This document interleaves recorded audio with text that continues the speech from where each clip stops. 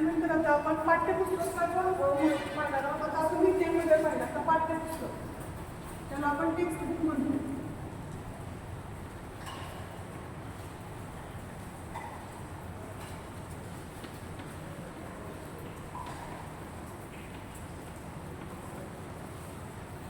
आता पाठ्यपुस्तक तुम्हाला माहिती आहे सगळ्यांना आवश्यक असणारी गोष्ट.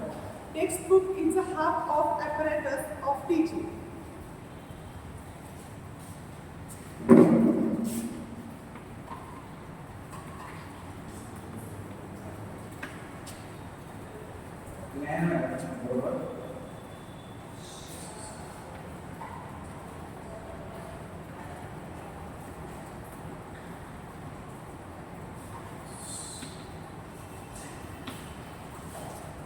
म्हणजे तुमच्या लक्षात आलं असेल की ज्या पुस्तकात विद्यार्थ्यांना अध्यापनासाठी आवश्यक असणारा पाठ्यांश वाचावयास मिळतो, ज्यामध्ये विद्यार्थ्यांना स्वतःचे मूल्यमापन करण्यासाठी स्वाध्याय दिलेले असतात, अशा पुस्तकांना काय म्हणतो आपण?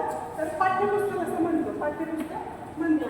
तर या पाठ्यपुस्तकामध्ये आपण पाठ्यपुस्तकाची जी गरज आहे ती आपण लक्षात घेणे गरजेचं आहे. त्याची गरज नेमकी काय आहे या पाठ्यपुस्तकाची गरज? काय आपल्याला याची गरज का भासते सांगा बरं तुम्ही. पाठ्यपुस्तकाची गरज का भासते? तर पाठ्यपुस्तक हे जरी विद्यार्थ्यांसाठी बनवलं असलं तरी आपण शिक्षकांसाठी त्याचा उपयोग होतो हे लक्षात घेणं गरजेचं आहे. कारण का? तर याची गरज विद्यार्थी, शिक्षक आणि पालक या तिघांना देखील असते. याचं कारण असं आहे की विद्यार्थ्यांना देखील पाठ्यपुस्तक जेव्हा अभ्यासक्रम बनतो त्याच्या आधारावरती पाठ्यक्रम बनविलं जातं आणि त्यानंतर पाठ्यपुस्तक निर्मिती होते, तयार होत होते.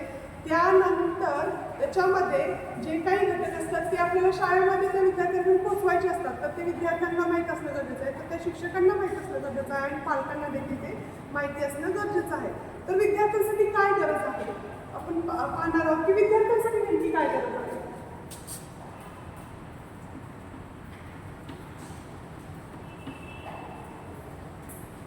तर विद्यार्थी हा काय करतो? अभ्यास करतो. अभ्यास करताना काय गरज असते त्याला? तर अभ्यास करताना त्याला पाठ्यपुस्तकाची आवश्यकता असते. स्वाध्याय सोडवण्यासाठी सुद्धा कशाची गरज असते? पाठ्यपुस्तकाची गरज असते. साहजिकच सराव करायचा असेल त्याच्यामध्ये आपण वर्गामध्ये जे शिकवलेले विद्यार्थ्याला पाहायचं असेल तर तो काय करेल? पाठ्यपुस्तकाचा वापर करेल. कारण त्याला जी गोष्टी समजत नाहीत तो त्या पाठ्यपुस्तकातून घेणार आहे आणि त्याचा सराव करणार आहे. स्वयंअध्ययनासाठी जेव्हा तो स्वतः अभ्यास करणार आहे तेव्हा स्वयंअध्ययनासाठी देखील त्याला तिथं पाठ्यपुस्तकाची आवश्यकता भासणार आहे. यातूनच परीक्षेची तयारी करण्यासाठी सुद्धा, कारण का पाठ्यपुस्तकामध्ये विविध प्रकारचे तिथं त्यांना ॲक्टिव्हिटी बेस्ड उपक्रम दिलेले असतात, काही प्रश्न दिलेले असतात. त्यामध्ये त्या प्रश्नाचा वापर करून विद्यार्थी अभ्यास करतात, त्या प्रश्नाची उत्तरं शोधण्याचा प्रयत्न करतात, काही शंका आल्या की त्या शिक्षकांना विचारतात. म्हणजे ह्या सगळ्यांसाठी विद्यार्थ्यांना पाठ्यपुस्तक गरजेचं आहे. तर अभ्यास करण्यासाठी, स्वाध्याय सोडविण्यासाठी, सरावासाठी, स्वयंअध्ययनासाठी आणि परीक्षेची तयारी करण्यासाठी या गोष्टीसाठी विद्यार्थ्यांना पाठ्यपुस्तकाची गरज, आवश्यकता आहे असं आपण बोलू शकतो. आता दुसरा घटक आहे शिक्षक. आता शिक्षकांना काय गरज आहे पाठ्यपुस्तकाची?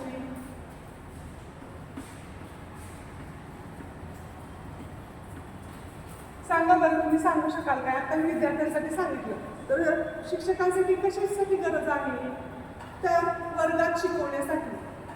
कुठला घटक शिकवायचा आहे शिक्षकांना माहीत असणं गरजेचं आहे. तर त्यासाठी देखील ते पाठ्यपुस्तकाचा वापर करतात. पाठ्यपुस्तकाचा वापर करून ते तयारी करतात आणि मग वर्गामध्ये जातात आणि तो घटक त्या विद्यार्थ्यांपर्यंत पोहोचवण्याचा चांगल्या पद्धतीने प्रयत्न करतात.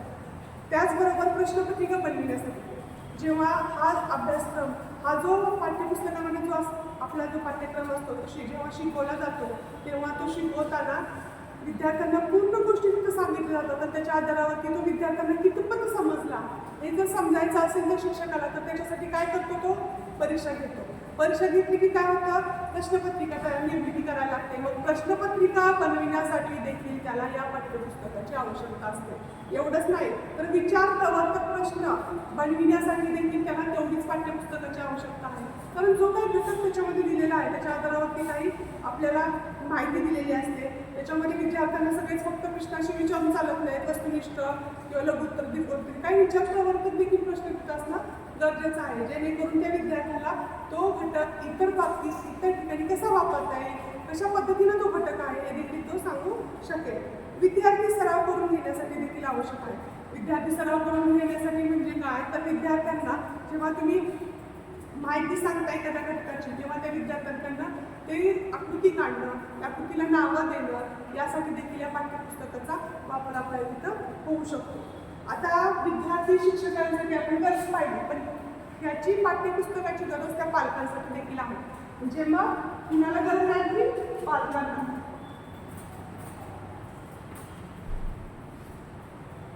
आता जे पेरेंट्स वगैरे असतात, पेरेंट्स मीटिंग वगैरे असतात, आपण बघतो शाळेमध्ये, तर जेव्हा पालक विद्यार्थ्यांना जो काही पाठ्यक्रम शिकवलेला असतो तो कितपत समजला आणि शिक्षक तपासतो, परंतु त्याचा जर घरी अभ्यास घ्यायचा असेल तर कोणाला त्याची आवश्यकता भासणार आहे?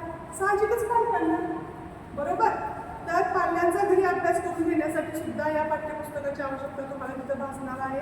गृहपाठ तपासण्यासाठी गृहपाठ काय दिलेला आहे, तो बरोबर केलाय का आपल्या पाल्यांनी, हे देखील त्या पालकांना बघणं गरजेचं आहे. तर त्याच्यासाठी देखील पाठ्यपुस्तक तिथं आवश्यक आहे.